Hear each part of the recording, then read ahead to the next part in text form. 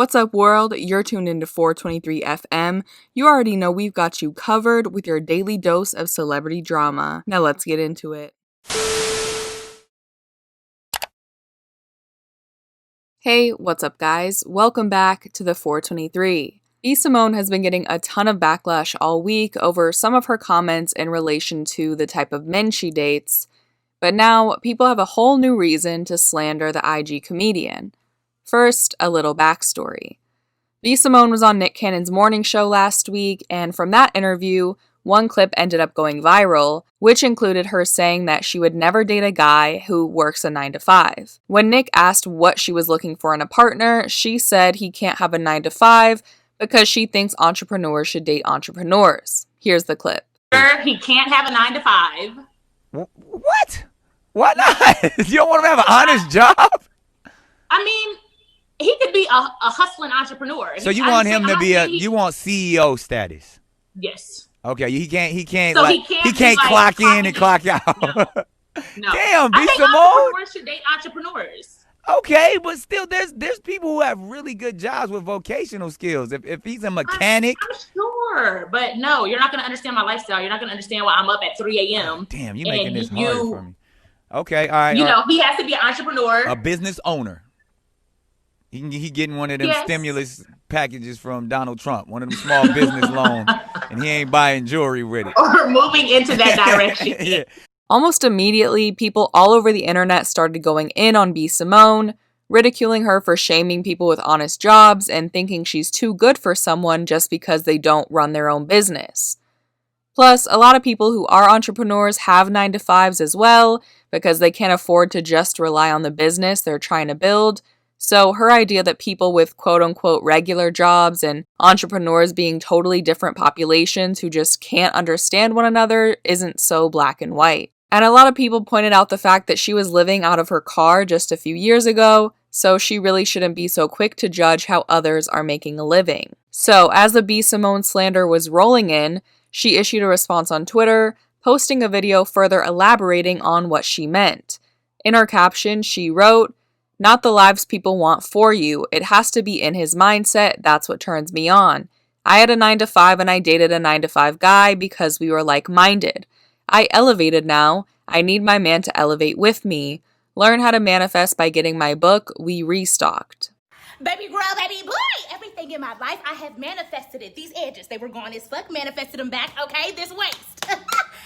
It's getting there. I'm still hungry. I'm not eating. I'm eating air, but I'm manifesting. I believe one day it'll be little. I do. Everything I have, my dream career, I manifested it. I'm trying to manifest a husband. Ain't nothing wrong with a nigga with a 9-to-5. I get it. They work hard. I used to have a 9-to-5. Nothing is wrong. Nothing is wrong. Nothing is wrong. You work hard. You have money. I get it. I need an entrepreneur. I need somebody that understands my mindset. Somebody that has the same lifestyle. It has nothing to do with money, everything to do with lifestyle, okay? When I'm in the bed at 3 a.m. checking emails, what you doing, babe? Working? What you doing? Working? Okay, love you. You want to hop on a flight tomorrow? I have a meeting in out of town. You want to go? You got? Okay, let's go. Okay, you understand my life. You understand what I'm going through. I want to manifest that. What do you want in a man? What do you want? Let's start there. What do you want? Let's manifest it, baby. You can have it. Whatever you want, you can have it. Manifest that shit. Ain't nothing wrong with a nigga with a 9-to-5. Ain't nothing wrong with an entrepreneur-ass nigga. Manifest whatever you want. I want to manifest an entrepreneur-ass husband.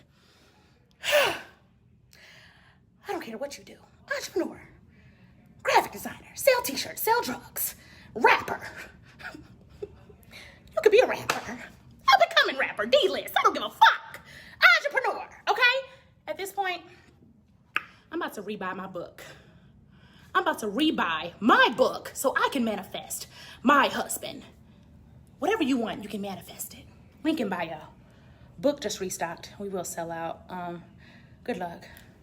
This whole response didn't do much to help Simone, but instead only made the criticism even louder. She can have whatever preference she wants, obviously, but her saying she'd rather have an up-and-coming rapper or a drug dealer than someone with a 9-to-5 just proves that she doesn't actually know what she's talking about. Her bringing up her book here and mentioning that it restocked turned this whole conversation around into something different, with people who purchased the book outing the Instagram comedian for selling faulty goods.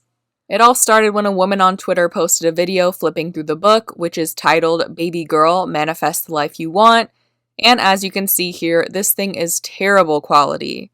I mean, it literally looks like she went to the FedEx print and ship down the street from her house and stapled the whole thing together herself, and she didn't even bother to pay extra for lamination or, at the very least, some glossy paper. She charged more than $30 for this book, and like the original poster stated, it looks like a poorly made scrapbook. To be fair, in the videos B. Simone herself posted holding the product, it doesn't look like a high-quality production, but still, charging more than most hardcover books cost for a third-grade art project is absolutely insane. So, the jokes surrounding the terrible quality of the book went on for a while and died down, but then, a few days later, B. Simone ended up getting exposed for plagiarizing the content inside of the book.